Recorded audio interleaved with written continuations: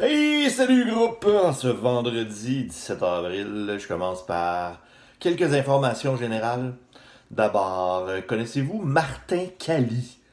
Donc, Martin Cali, c'est un animateur qu'on retrouve à l'émission la plus écoutée à Télé-Québec, qui s'appelle Génial.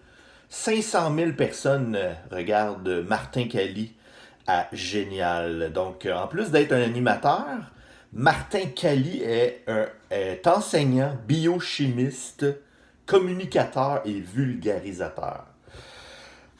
Donc, pourquoi je vous parle de lui? Parce que, pour vous, seulement pour vous, donc il a décidé de faire des capsules mathématiques et scientifiques dans le cadre du confinement. Ça s'adresse à vous, les élèves du secondaire. Donc, il fait des capsules. C'est un passionné de science, entre autres. Donc, dans sa première capsule qui est disponible sur son site que j'ai placé sur Teams en lien si vous voulez aller consulter, il vous explique, entre autres, comment faire du dentifrice. Donc, si jamais ça vous intéresse, allez voir le lien sur Teams et ça s'adresse à vous. Deuxième sujet, ben c'est pas un sujet, c'est plutôt une information générale. Demain à 8h, donc samedi à 8h, ne manquez pas le spectacle Live Aid. C'est un concert bénéfice. Il y a des millions de personnes qui vont regarder ça samedi soir à travers le monde. Donc c'est un spectacle qui est organisé par l'OMS, Organisation mondiale de la santé. Et vous allez y retrouver Lady Gaga, Céline Dion, Elton John, Paul McCartney, John Legend et plusieurs autres artistes. Tout ça pour soutenir les travailleurs de la santé dans le monde.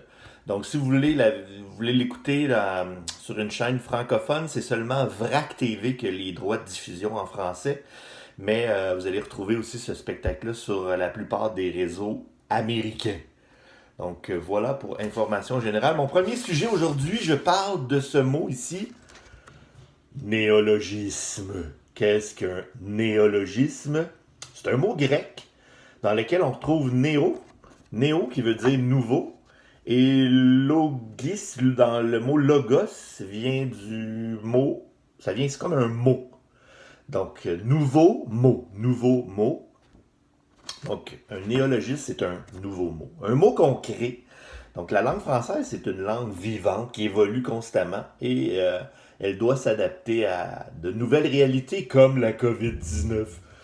Donc, il y a des nouveaux mots qu'on n'utilisait pas avant. Donc, exemple. Allons-y avec ce mot. Un covidio. Donc, un covidio, c'est le nom qu'on donne à quelqu'un qui ne respecte pas les règles, les consignes de sécurité. Donc, un covidio. On ne veut pas être un covidio. Donc, ça, c'est un nouveau mot qu'on retrouve. Ensuite, un autre mot qu'on retrouve beaucoup, c'est le mot quatorzaine. Une quatorzaine, ça fait référence aux 14 jours euh, qu'on doit placer les gens en confinement pendant 14 jours s'ils sont à risque d'avoir été en contact avec des personnes infectées. Donc, quelqu'un qui est mis en quatorzaine, ça fait référence à quarantaine, c'est pour protéger les autres. Et mon dernier mot aujourd'hui, c'est le mot mélancovide. La mélancovide. Qu'est-ce que la mélancovide? C'est un état de tristesse qu'on a dans notre confinement lorsqu'on repense à la vie qu'on avait avant. Ça ne sera plus jamais pareil. Non, il va y avoir des meilleurs jours à venir, évidemment. Donc, voilà. Ces mots qu'on utilise maintenant, peut-être qu'ils vont disparaître, mais peut-être qu'ils vont rester. Ils vont peut-être même faire leur chemin tranquillement vers le dictionnaire. On verra. Donc, voilà pour néologisme. C'était mon premier sujet. Wouh! Ensuite, deuxième sujet, je parle d'un mot aussi. Le mot uchronie. Qu'est-ce qu'une uchronie?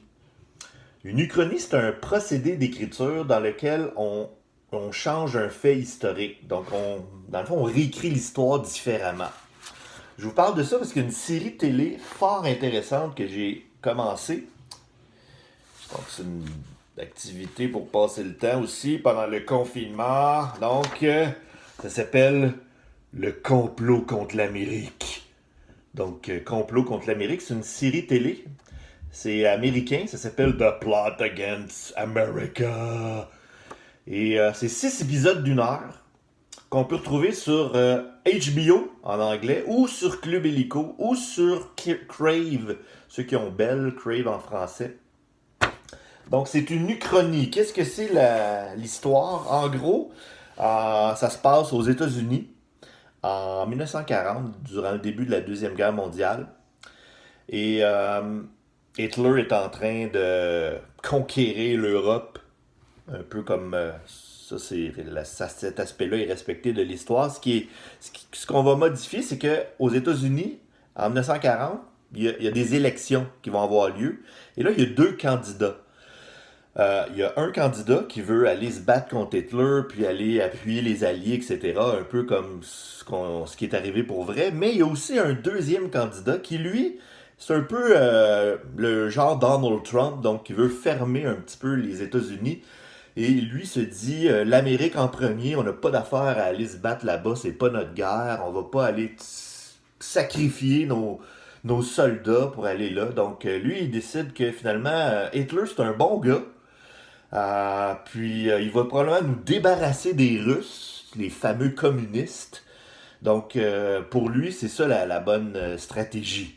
Donc là, il y a cette élection-là entre ces deux candidats-là et devinez qui va être élu. Et oui, c'est le deuxième candidat, c'est celui qui veut pas aller à la guerre. Donc les Américains n'iront pas se battre contre les nazis, contre Hitler.